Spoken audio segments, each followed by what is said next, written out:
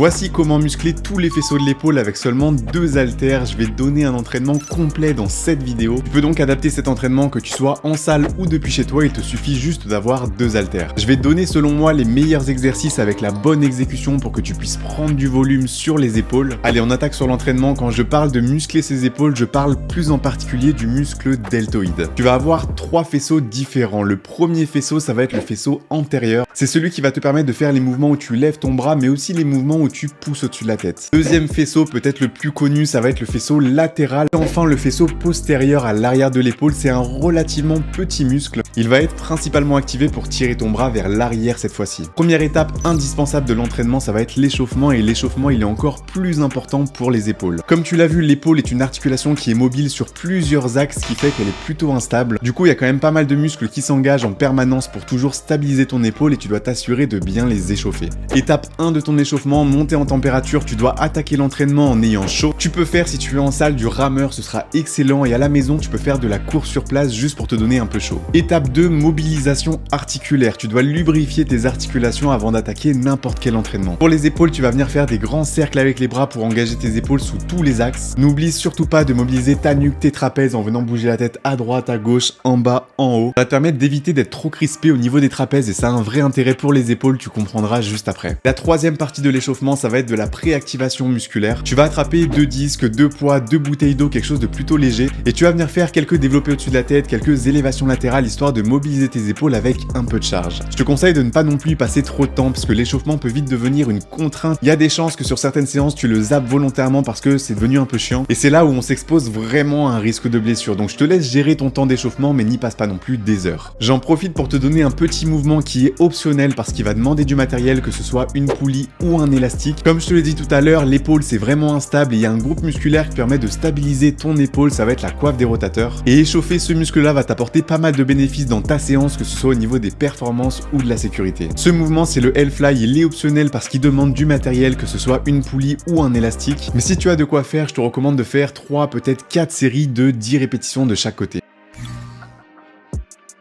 Allez, premier exercice de la séance, on va partir sur un superset au poids du corps. Ça va être des pike push-ups, c'est donc des pompes adaptées pour le travail des épaules que tu vas faire au sol. Par rapport à une pompe, tu vas rapprocher tes pieds, tu vas relever ton bassin de sorte à avoir une inclinaison au niveau du buste vers l'avant. Réalise entre 12 et 15 répétitions. Si jamais c'est trop facile, n'hésite pas à surélever tes pieds. Le fait de surélever tes pieds sur une chaise ou sur un banc, ça va juste ajouter plus d'intensité. Et si jamais c'est trop difficile, reste bien au sol et réduis l'amplitude, c'est-à-dire ne descends pas trop bas. Tu vas enchaîner directement sans temps de pause par le muscle opposé, le deltoïde postérieur. On va faire un oiseau au sol dynamique, tu vas maintenir ton buste relevé et tu vas venir activer tes bras vers le haut. Tu peux réaliser des mouvements de haut en bas, voire des mouvements circulaires. L'objectif, c'est simplement de tenir 45 secondes. Si jamais tu veux plus de difficultés, ajoute une bouteille ou un poids dans chaque main, tu vas voir que ça va brûler très vite. 4 séries à faire au total, donc tu vas répéter l'enchaînement des 2 exercices 4 fois.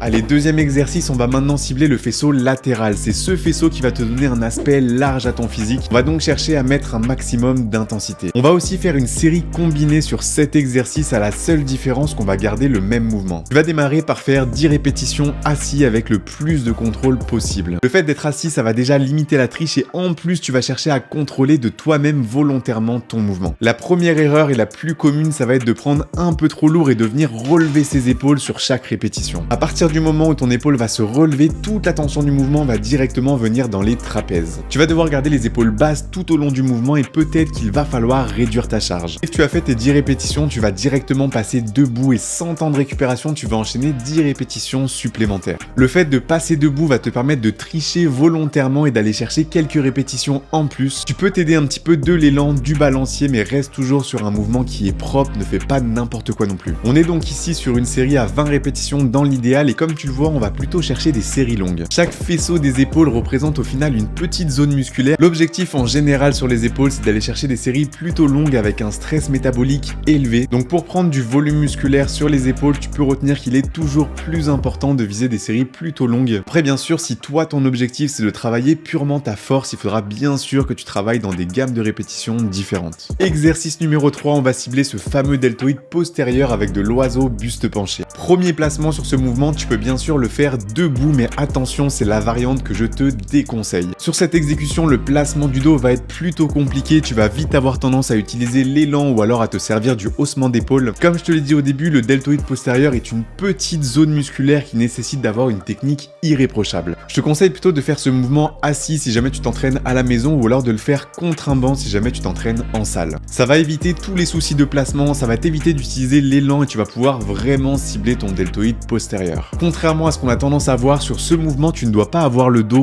complètement droit mais tu vas chercher à avoir le haut du dos légèrement arrondi. Pourquoi est-ce que je te demande d'arrondir ton dos? C'est tout simplement parce que sinon tu vas avoir tendance à resserrer les omoplates sur chaque mouvement et donc à engager davantage ton dos que ton arrière d'épaule. Je te l'ai dit, l'arrière d'épaule c'est un peu chiant, faut être vraiment très pointilleux sur la technique. Épaule basse, haut du dos légèrement arrondi. Une fois que tu as cette position, tu vas envoyer tes haltères sur le côté en travaillant toujours dans une amplitude contrôlée, c'est-à-dire ne relève pas trop haut, ne dépasse pas la hauteur de ton buste, sinon forcément tu vas venir resserrer tes omoplates et engager ton dos. Tu vas vite te rendre compte qu'avec la bonne technique, il est très difficile de charger sur ce mouvement. Vise plutôt une charge moyenne à légère pour faire entre 12 et 15 répétitions par série. Quatrième exercice, on va enchaîner du développé militaire aux haltères avec un thruster aux haltères aussi. Développé militaire, tu peux faire cet exercice debout ou assis en fonction du matériel que tu as à dispo. Debout, l'exercice sera plus complet, notamment pour ton gainage, tes muscles stabilisateurs, mais tu pourras logiquement mettre un petit peu moins lourd. Dis que si tu le fais assis, tu vas pouvoir mettre plus de charge et donc peut-être évoluer un peu plus vite. Peu importe ton placement, que tu sois debout ou assis, tu vas venir faire 10 répétitions que tu vas enchaîner directement avec 10 thrusters. Pour le thruster, on est obligatoirement debout et c'est un peu le même principe qu'on a fait sur les élévations latérales juste avant. Le but c'est d'aller gagner des répétitions. Utilise ici l'élan, la force des jambes. L'objectif c'est d'aller chercher au moins 10 répétitions supplémentaires. On a donc 20 répétitions sur 7 enchaînements d'exercices, qui fait qu'ils rentrent parfaitement dans la logique globale de l'entraînement. Les deltoïdes antérieurs sont déjà sursollicités lorsque tu fais d'autres exercices, notamment des exercices pour les pecs ou des pompes. Donc c'est pour ça qu'on les met plutôt à la fin de la séance et que c'est pas forcément la priorité dans cette séance épaules.